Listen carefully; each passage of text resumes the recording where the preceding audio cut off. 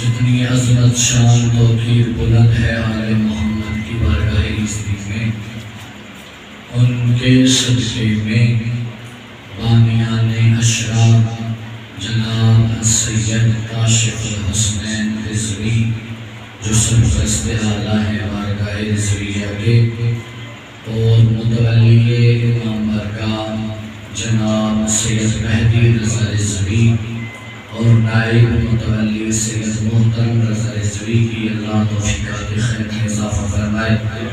میرا پاک مالک اس بارگاہ رضویہ کے بانیان جو اس دنیا سے رخصت ہو گئے ہیں، جناب سید محمد حسنین رضوی اور سید شبیہ الحسنین رضوی، سید علی رضا رضوی، ان کے درجات بلند فرمائے۔ میرا پاک مالک جناب سے لے کر آخری مومن تک جو بھی ایام عظام مجلس حسین علیہ السلام سمجھاتا ہے، ان تمام احباب میں سے جو پریشان حال ہے، اللہ ان کی پریشانی دور فرمائے۔ جو بے روزگار جوانان ہیں ان کی بے روزگاری دور فرمائے۔ جو بے اولاد حضرات ہیں اللہ ان کو اولاد نرینہ و صالح عطا فرمائے۔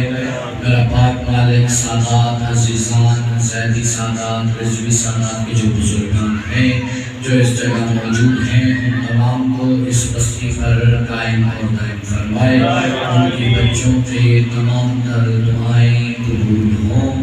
آل محمد کی بارگاہ اقدس میں یہ التماس و التجا ہے کہ جو مریضان ہیں جنہوں نے میرے ذمہ دعائیں لگائی ہیں، ان تمام کی دعاؤں کو اللہ قبولیت عطا فرمائے اور ہمارے وارث زمانہ امام زمان علیہ السلام کے ظہور میں نازل فرمائے۔ مولا کے ظہور کے صدقے میں جناب کہہ رہے ہیں ان کی اہلیہ کا اور زیدی صاحب کی اہلیہ کا جو ذوالفقار شاہ جی بیمار ہیں ان کی شفا یابی کا، اور کامران بھائی بیمار ہیں ان کی اہلیہ بیمار ہیں، تمام جتنے بھی احباب کا دعا کا کہا گیا ہے ان تمام کو خدا شفائے کاملہ و عاجلہ نصیب فرمائے۔ اور خصوصاً اس عشرہ مجالس میں جو اپنی سیکیورٹی کے فرائض سر انجام دے رہے ہیں، جن میں ہمارے سیکیورٹی کے انچارج جناب جاوید بھائی ہیں، اللہ ان کی زندگی دراز فرمائے، مشکلات آسان فرمائے۔ اپنی اور میری تمام دعاؤں کی قبولیت کے لیے بر محمد و آل محمد صلی اللہ اللہم صلی علی محمد و آل محمد۔ صلوات پڑھتے ہوئے منبر کے قریب آ جائیے تاکہ بعد میں آنے والے احباب کے لیے جگہ بچ سکے۔ صلوات بر محمد و آل محمد۔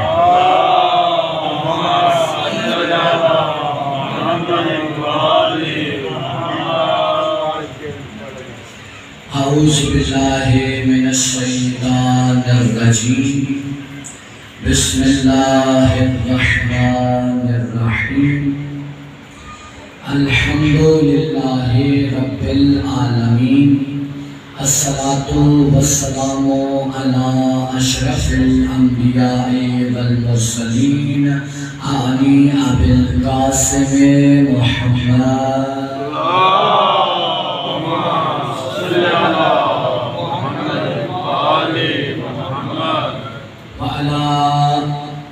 وسیعہ و وزیرہ و ابن عمہ و وارث علمہ، علم الاولین والآخرین، آنی حضرت علی بن ابی طالب صلوات اللہم صلی علی محمد و آل محمد۔ الصلاة والسلام علی اہل بیتہ الطیبین الطاہرین المعصومین المنتخبین المظلومین، اما بعد فقد قال اللہ تبارک و تعالی فی قرآن الحکیم، بسم اللہ الرحمن الرحیم، ووصینا الانسان بوالدیہ احسانا، بلند ترین صلوات۔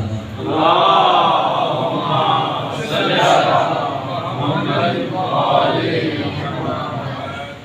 صاحبانی ذی وقار، صاحبانی ذو شرف، محرم الحرام کے آج 6ویں محرم ہے اور 7ویں کی شب ہے، اور ہم جو موضوع لے کر چل رہے ہیں اسے خصائص الحسینیہ کہتے ہیں، یعنی وہ خاصے کہ جو امام حسین سے خاص ہیں اور امام حسین نے بیان کیے ہیں اپنی فضیلتوں کے۔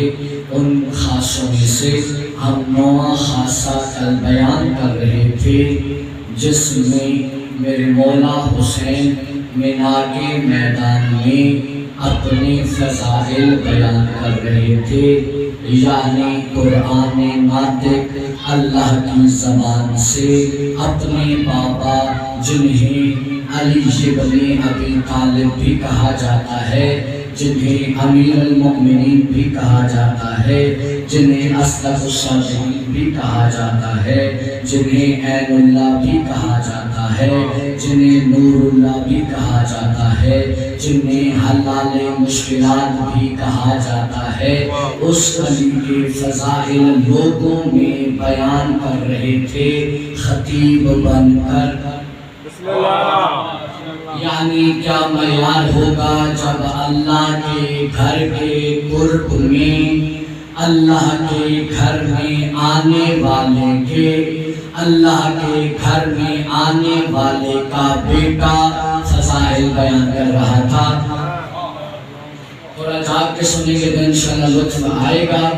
مولا حسین علیہ السلام مینا کے میدان میں لوگوں کو قسمن یہ بتا بھی رہے تھے اور سمجھا بھی رہے تھے کہ میں اس علی کی ولایت کو لوگوں تک پہنچانے کے لیے اور اللہ کے دین کو بچانے کے لیے تم میں حاضر ہوا ہوں۔ تو میرے مولا حسین کے کل کے جو آپ اگر احباب جاویدانہ طور پر حاضر تھے انہیں پتہ ہوگا کہ میرے مولا حسین فرما رہے تھے، اے لوگو، رسول خدا نے میرے بابا کو یہ اختیار دیا تھا کہ وہ جب بھی چاہیں مسجد میں آئیں اور جب بھی چاہیں اپنے گھر چلے جائیں۔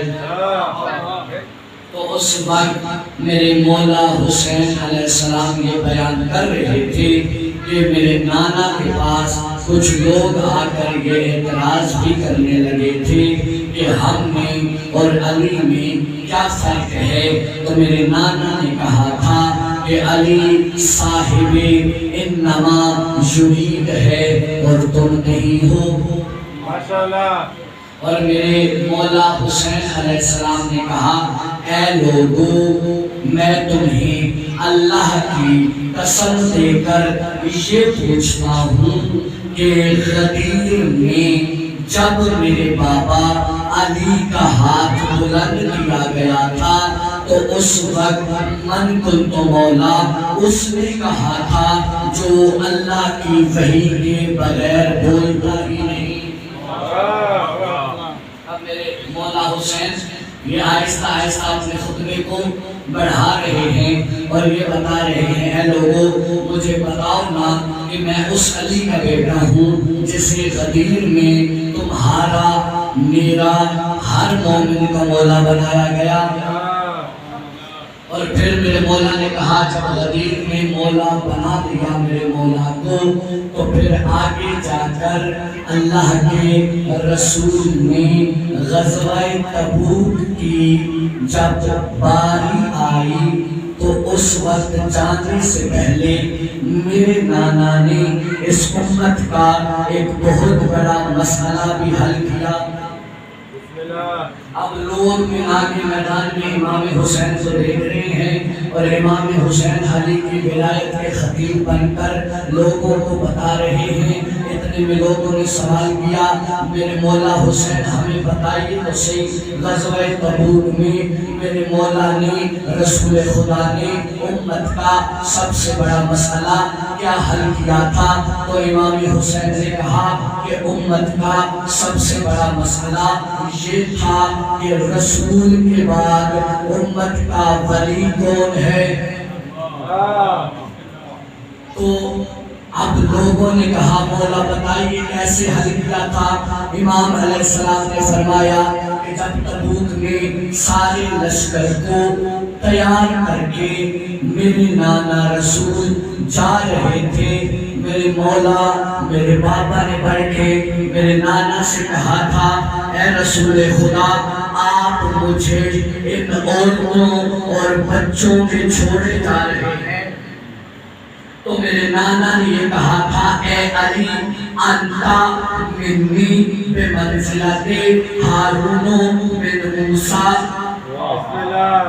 اے علی تمہیں مجھ سے وہ نسبت ہے کہ جو ہارون کو موسیٰ سے تھی، اللہ لا نبی بعدی، لیکن میرے بعد کوئی نبی نہیں آئے گا۔ اب یہ مولا حسین کہہ رہے ہیں کہ فرمان یہاں تک ہوتا ختم ہو جاتا، مسئلہ نہیں تھا۔ رسول خدا کے رسول خدا نے اپنے علی کو پاس بٹھا کے اصحاب کے مجمع کو بلا کے یہ کیوں کہا لا نبی بعدی؟ تو اب لوگ ایسے پریشان ہونے لگے، تو مولا حسین نے کہا اسی لیے تو میرے نانا نے یہ جملہ کہا تھا، اے لوگوں اب رسالت ختم ہے، اس کے بعد جو کچھ ہے وہ یہ ہے۔ خدا نے کہا کہ جو کچھ بھی ہے وہ یہ علی ہے، اور پھر یہ کہا کہ انتا منی بمنزلت ہارون من موسیٰ، اے علی تمہیں وہی نسبت ہے کہ جو ہارون کو موسیٰ سے تھی، یعنی میں فخر موسیٰ ہوں تم فخر ہارون ہو۔ میں کچھ دن کے لیے مدینہ سے جا رہا ہوں اور تمہیں اپنا نائب، اپنا خلیفہ، اپنا جانشین بنا کر جا رہا ہوں۔ تو پھر مفتیان دین کے سامنے بات واضح نہیں ہو گئی، جو رسول کچھ دن کے لیے مدینہ کو اپنے خلیفہ کے بنا نہیں چھوڑتے، وہ اتنا بڑا دین سورہ کو کیسے دے گئے؟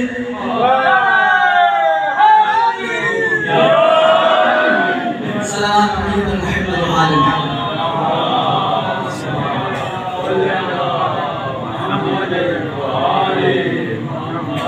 امام حسین نے کیا عظیم جملہ کہا کہ میرے نانا نے امت کا مسئلہ حل کر دیا تھا، اب کچھ ناعاقبت اندیش لوگ نہ سمجھیں تو پھر نہ سمجھیں، جو رسول کی نہیں مانتے وہ ہمیں کیا جانتے ہیں۔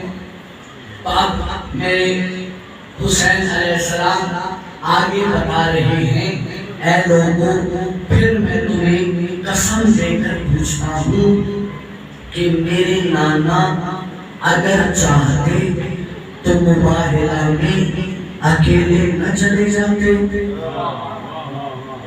کیا عظیم سوال ہے۔ اگر آپ سمجھ گئے تو یقیناً محنت کا حق ادا ہو جائے گا۔ اگر پہلی مرتبہ سن رہے ہوئے تو خدا را اتنا مسکرا دیجئے گا کہ مجھے اپنی محنت کا حصہ وصول ہو جائے۔ میرے مولا حسین نے مینا کے میدان میں یہ خطبہ دیتے ہوئے لوگوں کو یہ اس طرف توجہ دلائی، اے لوگوں میں حسین تم سے پوچھتا ہوں کہ اگر رسول خدا یہ چاہتے تو اکیلے مباہلہ کرنے نہ چلے جاتے؟ جبکہ میرے نانا وہ ہیں کہ جو اگر اپنی معجزات کی فضیلت دکھانے پہ آئیں تو پھر پتھروں کو اپنے ہاتھ پہ رکھیں اور کلمہ پڑھائیں۔ اور میرے نانا وہ ہیں کہ جو دریاؤں کا رخ موڑ دے، اور میرے نانا وہ ہیں جو شق القمر کر لے۔ ابھی میرے مولا حسین فرما رہے ہیں لوگوں کے ذہنوں میں بٹھانے کے لیے، اگر میرے نانا چاہیں تو اشجار سے سجدہ کروا لیں۔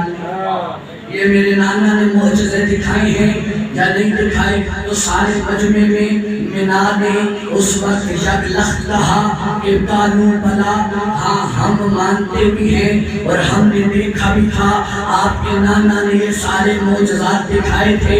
پھر میرے مولا حسین نے کہا تو پھر سوال بنتا ہے نا کہ میرے نانا، میرے بابا مجھے، میرے بھائی، میری والدہ کو اپنے ساتھ لے کر مباہلہ میں کیوں گئے؟ تو اب امام حسین نے ہی اس رات سے پردہ اٹھایا اور اٹھا کے کہنے لگے اے لوگوں جو آج میرے مقابل میں یزید کی طرف جا رہے ہو وہ سوچ سمجھ کے جانا، اس لیے کہ میرے نانا ہمیں ساتھ لے کر مباہلہ میں اس لیے گئے تھے کیونکہ وہاں پر جھوٹوں پر اللہ کی لعنت نے ہونا تھا اور ظالموں پر اللہ کی لعنت نے برسنا تھا۔ یعنی رسول خدا اگر اکیلے چلے جاتے تو تم ہی لوگ یہ کہتے کہ رسول خدا کا دشمن، رسول خدا کے سامنے جھوٹ بولنے والا صرف وہی لعنت اللہ ہے، لیکن رسول خدا نے یہ نہیں کیا بلکہ علی کو ساتھ لیا اور یہ بتایا جو علی کے مقابلے میں آئے وہ بھی جھوٹا ہے، لعنت اللہ ہے۔ سیدہ کو ساتھ لیا تو سیدہ کے در پہ آئے اور انہیں جھٹلائے وہ بھی جھوٹا ہے، لعنت اللہ ہے۔ حسن کو ساتھ لیا اور یہ کہا جو حسن کے مقابلے میں آئے وہ بھی جھوٹا ہے، لعنت اللہ ہے۔ اور اگر تم میں سے کوئی یزید کے ساتھ مل کر میرے مقابلے میں آیا وہ بھی جھوٹا ہے اور لعنت اللہ ہے۔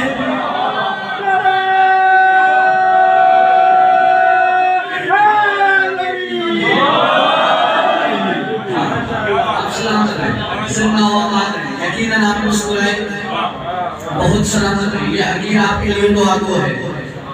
رسول خدا کے اس عمل سے میرے نانا نے یہ کیا کہ جو بھی ہمارے مقابلے میں آیا وہ لعنت اللہ ہوا اور جھوٹا ہوا۔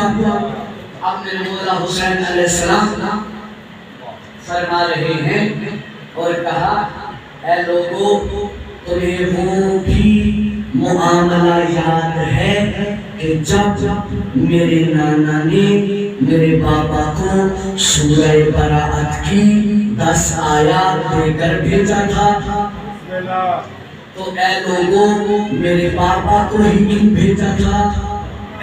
اب یقین کیجئے اتنے بڑے خطیب حسین کے جملے آپ تک پہنچ رہے ہیں تو کمال ہے نا کہ امام نے یہ کہا اے لوگوں حسین تمہیں اللہ کی قسم دے کے پوچھ رہا ہے کہ کیا سورہ براءت لے جانے کے لیے رسول خدا کو کوئی اور نہیں ملا تھا؟ آگے امام حسین نے ہی بتایا ہاں ملا تھا اور رسول خدا نے یہ 10 آیات دے کر بھیجا بھی تھا۔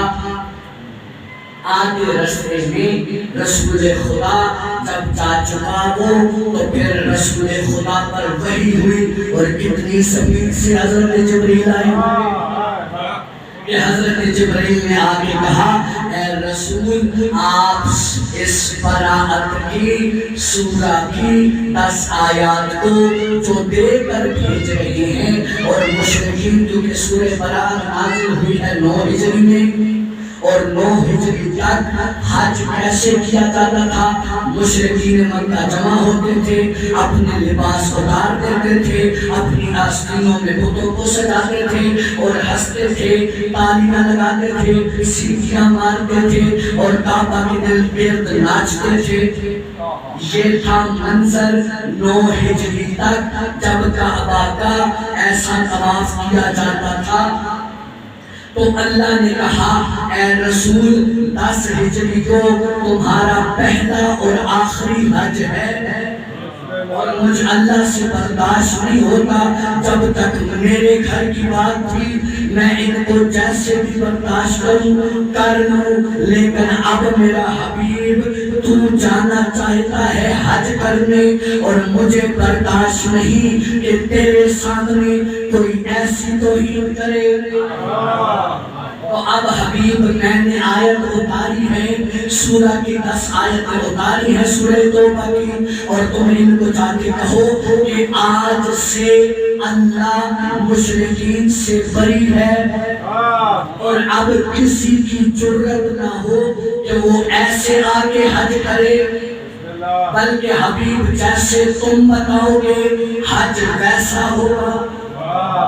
اب یہ ساری میں نے تمہید اس لیے باندھی کہ آپ کے سامنے یہ واقعہ بیان کروں۔ اب امام حسین نے کہا کہ جب وہ جا چکا تو اللہ کا جبریل نازل ہوا اور نازل ہو کر کہنے لگا اے حبیب انہیں مت بھیجو اس لیے کہ وہ ہے مشرک، اور جنہیں تم بھیج رہے ہو وہ بھی انہی میں سے تھے، تو اگر یہ جائیں گے اور انہیں منع کریں گے اور یہ کہیں گے اے مشرکو ایسے حج نہ کیا کرو، تو اگر وہ وہیں سے ان کو مخاطب کر کے کہیں کہ کل تو ہمارے ساتھ تھے آج ہمارے مخالف ہو، تو اے رسول تیرے بھیجے ہوئے نمائندے کو کوئی جھٹلائے تو اللہ برداشت نہیں کرتا، اس لیے رسول یا خود جاؤ یا اسے بھیجو جو تم میں سے ہو۔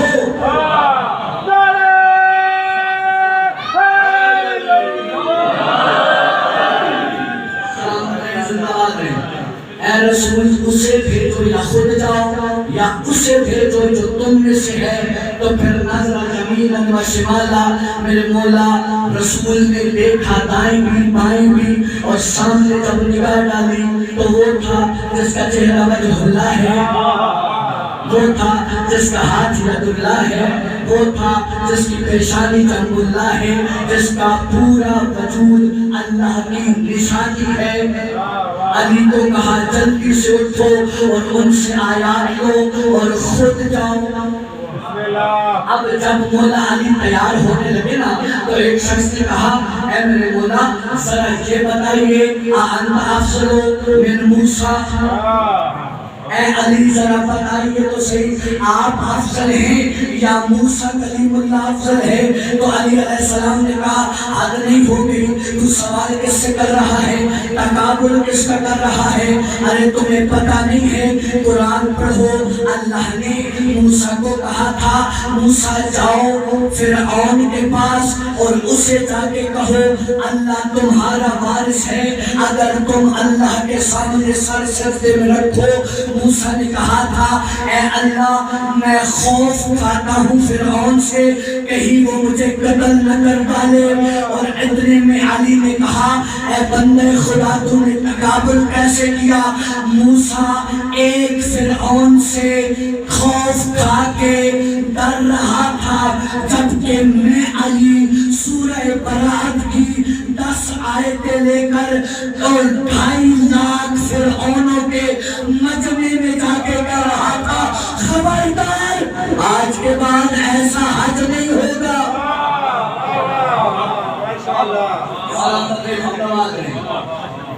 آج کے بعد ایسا حج نہیں ادا کیا جائے گا۔ اب یہ تھا نوع خاصہ جو میں نے بیان کیا، امام حسین نے ایسا خطبہ نہ کسی امام نے دیا نہ کسی نبی نے دیا۔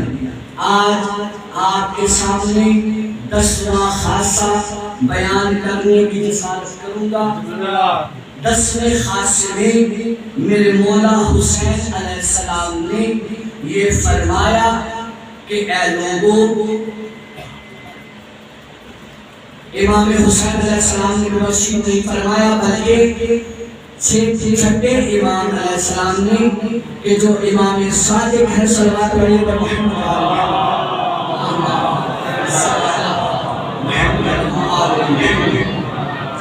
میرے 6ویں امام ایک اپنے گھر میں تشریف فرما ہے، اور آپ یہ دیکھیے گا کہ جو آپ برات کیونکہ کہتے ہیں بری ہونے کو تبرہ کرنے کو، تو یہی سے پیوست کرنے لگا ہوں اس 10ویں خاصے کو کہ مولا صادق اپنے گھر میں تشریف فرما ہے، اور کھانا تناول کر رہے ہیں کہ داؤد رکی مولا کا صحابی بھی ہے، مولا کا شاگرد بھی ہے اور مولا کا عاشق بھی ہے۔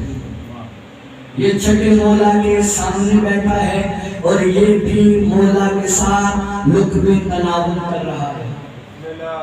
مولا نے کھانا تناول فرمایا، پانی پیا اور پانی پینے کے بعد ایک جملہ کہا۔ میرے مولا نے کہا بسم اللہ الرحمن الرحیم صلی اللہ علی الحسین وانصارہ ولعن اللہ علی الجزیر وانصارہ۔ میرے مولا صادق نے کہا اے میرے اللہ درود بھیج حسین پر اور ان کے اصحاب باوفا پر، اور اے میرے اللہ لعنت بھیج یزید پر اور اس کے مددگاروں پر۔ اب یہ داؤد رکی کہتے ہیں کہ میں خاموش ہو گیا، میں نے اس جملے کا جواب نہ دیا۔ جب مولا نے تبرہ کیا تو داؤد رکی کہتے ہیں میں خاموش رہا۔ مولا نے مجھ سے پوچھا اے داؤد رکی یہ جو میں نے ایک جملہ کہا ہے خدا را غور کیجئے گا، آپ مجلسوں میں، ماتموں میں، جلوسوں میں، چوکوں میں، گلیوں میں کھڑے ہو کر حسینیت زندہ باد، یزیدیت مردباد کے نعرے لگاتے ہیں، آج اس کا ثواب بھی لیتے جائیں۔ میرے مولا صادق نے کہا ہے داؤد رکی تم نے کوئی جملہ نہیں کہا اس جملے پر، تو داؤد رکی نے کہا بسم اللہ ارشاد فرمائیے کہ مجھے کیا کہنا چاہیے تھا۔ مولا نے کہا اے داؤد رکی اگر ہمارا ماننے والا اپنے کسی بھی مقام پر بیٹھ کر کوئی بھی چیز کھائے، کوئی بھی چیز پیے اور اس کے بعد ایک مرتبہ یہ جملہ کہہ دے تو پھر اللہ کیا کرتا ہے؟ اللہ اسے 1,00,000 نیکیوں کا ثواب عطا کرتا ہے۔ اب داؤد رکی نے کہا سبحان اللہ۔ مولا نے کہا صرف یہی نہیں بلکہ اللہ اس کے 1,00,000 گناہ معاف کر دیتا ہے۔ داؤد رکی نے پھر سے کہا سبحان اللہ۔ مولا نے کہا اے داؤد رکی صرف یہی نہیں بلکہ اللہ جنت میں، ابھی وہ زندہ ہے، جنت میں اس ایک جملے کے بدلے اس کے 1,00,000 درجات بلند کر دیتا ہے۔ داؤد رکی نے کہا سبحان اللہ۔ مولا نے کہا داؤد رکی ابھی بھی نہیں بلکہ اللہ اس ایک مرتبہ ہمارا مومن جو صلوات بری حسین اور لعنت بری یزید کہے اللہ اس کی 1,00,000 حاجتیں قبول کرتا ہے۔ داؤد رکی سن، اگر اس کی 1,00,000 حاجتیں نہ ہو تو اللہ انہیں ایک جگہ قرار دے دیتا ہے۔ جب بھی ہمارا ماننے والا مشکل میں آئے، حاجت مانگے، اللہ ان حاجتوں کو قبول کرتا ہے، پھر وہ رکھ دیتا ہے۔ پھر کوئی مشکل آئے وہ دعا کرتا ہے، اللہ قبول کرتا ہے۔ ایسے کرتے کرتے ہمارا ماننے والا دعائیں کرتا رہتا ہے، اللہ قبول کرتا رہتا ہے۔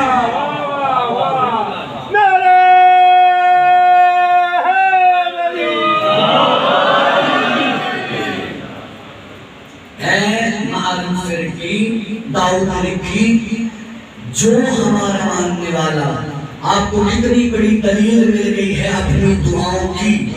اگر دعاؤں کی قبولیت چاہتے ہیں تو پہلے حسینیت کہیں، پھر یزیدیت مرتبات کہیں اور پھر اپنی دعائیں مانگیں۔ میرے مولا صادق نے کہا ہے اللہ قبول کرے گا، وہ تو صادق ہے۔ انہوں نے یہ کہا ہے کہ اللہ قبول فرمائے گا، اور یہ خاصہ صرف میرے مولا حسین کا ہے، اور کسی نہ امام کے بارے میں کہا گیا، نہ ہی کسی معصوم اور نہ ہی کسی نبی کے بارے میں کہا گیا۔ اب اس سے اگلا خاصہ جو میرے مولا حسین کے ساتھ خاص ہے، 10واں خاصہ ہوا کرب و بلا۔ میرے مولا کہ جو جسم اطہر سے منسوب ہے کربلا، اس کے بارے میں ایک فضیلت انشاءاللہ پھر کل بیان ہوگا، کیونکہ آج ہمارے ذمے شہزادے کے مسائل بھی ہیں، تو آپ کے سامنے بیان کروں گا ایک فضیلت جو کربلا کی ہے۔ میرے مولا باقر علیہ السلام فرماتے ہیں،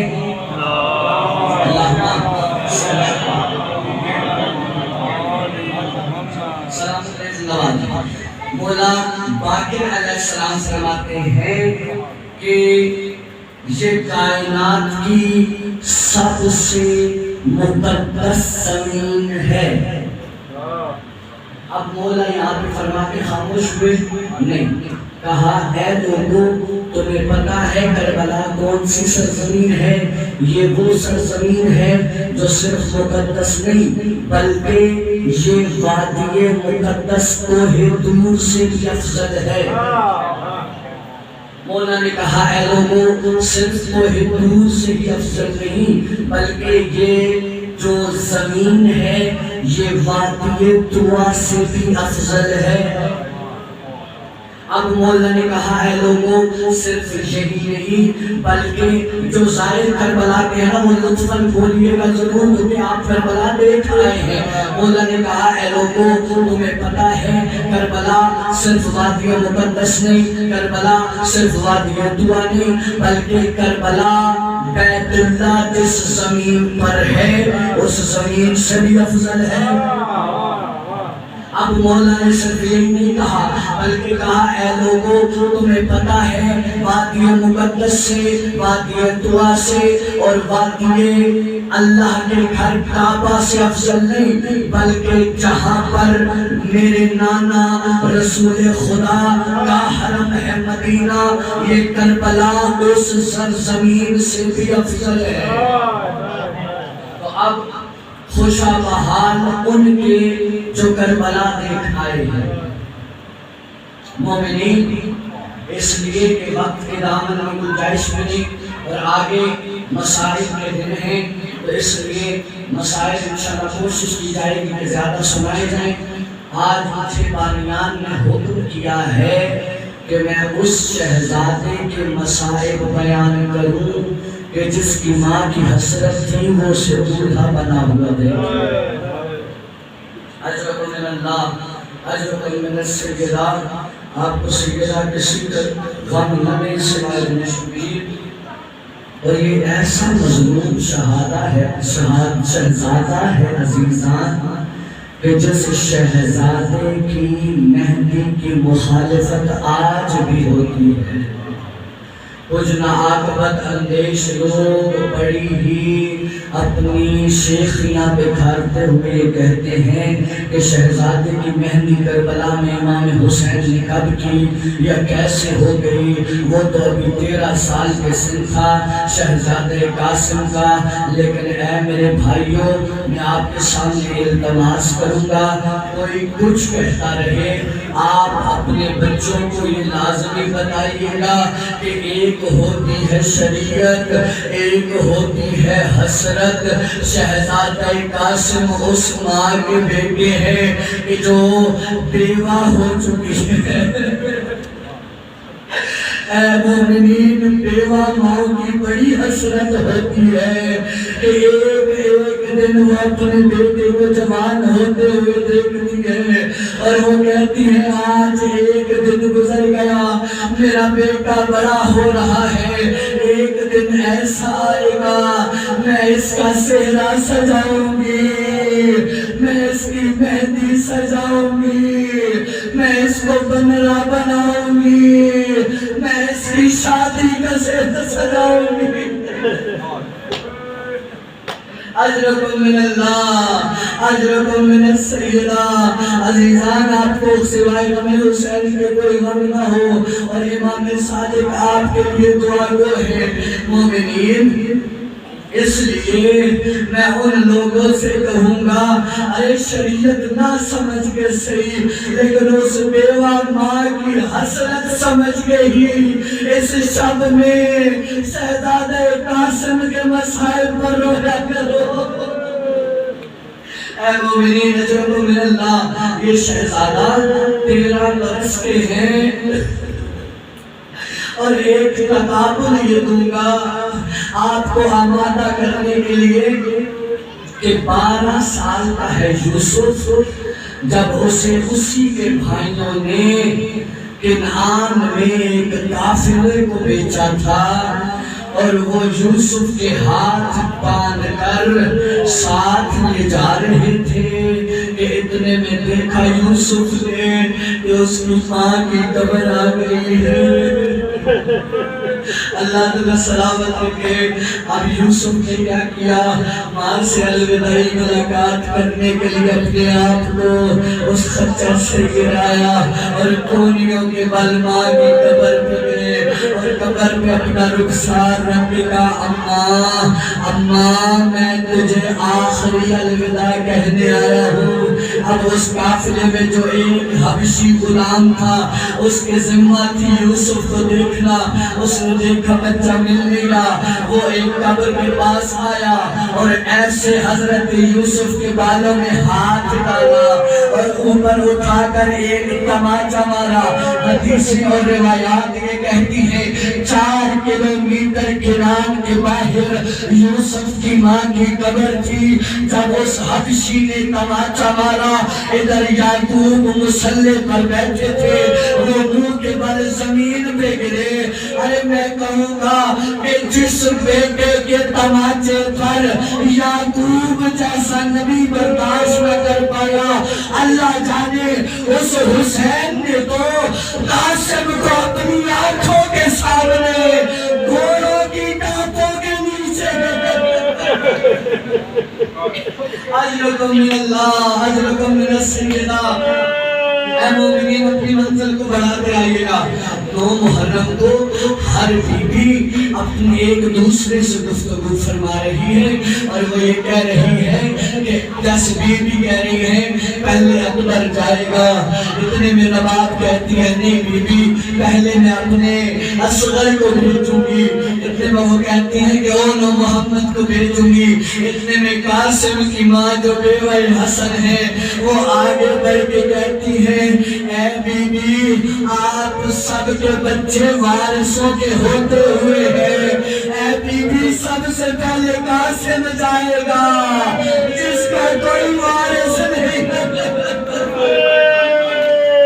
یا حسین اجرکم من اللہ، اپنی منزل کو بڑھائیے مومنین اور انشاءاللہ بھی قاسم کا سیرہ برآمد ہوگا۔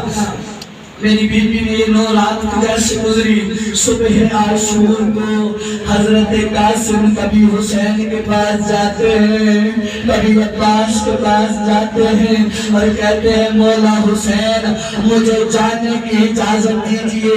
جیسے حضرت قاسم نے یہ جملہ کہا مولا حسین 3 بار اپنی کرسی سے اٹھے اور اٹھ کے کہا قاسم کبھی بھائیوں کی شبیہ ہوں تو ایسے کربلا کے میدان میں نہیں بھیجا جاتا۔ اعلان کیا ہوا؟ حضرت قاسم کو ایک تعویذ بنا تھا جو امام حسن نے وہ کھولا گیا۔ بی بی قاسم کو ساتھ لے کر امام حسین کے پاس آئی۔ اب حسن کی بیوہ کو دیکھا، حضرت امام حسین نے کرسی چھوڑی اور بی بی نے کہا یہ تعویذ ہے۔ مولا حسین نے وصیت پڑھی، کہا عباس قاسم کو تیار کرو۔ اب حضرت قاسم شاگرد ہیں حضرت عباس کے، مولا عباس نے تیار کیا، حضرت قاسم کو نینوا میں بھیجا۔ اب کربلا کے دشت میں قاسم آئے، ارزق نامی ایک موذی جو حضرت عباس سے لڑنے آیا تھا اس نے پہلے اپنے ایک بیٹے کو بھیجا، حضرت قاسم نے فنار کیا، دوسرے کو بھیجا فنار کیا، 4 بیٹے فنار ہو چکے۔ وہ کہنے لگا میں خود جا کے لڑوں گا۔ جیسے ہی وہ مقابلے میں آیا حضرت عباس نے طریقہ بتایا، حضرت قاسم نے وار کیا اور وہ فنار ہوا۔ حضرت عباس کہتے ہیں واہ قاسم واہ کیا کہنے تیرے، اتنے میں عمر صاحب نے کہا لوگوں تمہیں پتا نہیں یہ حسن کا بیٹا ہے، حسین کا بھتیجا ہے، اسے سارے مل کے مارو۔ جب سارے مل کے مارنے لگے 4000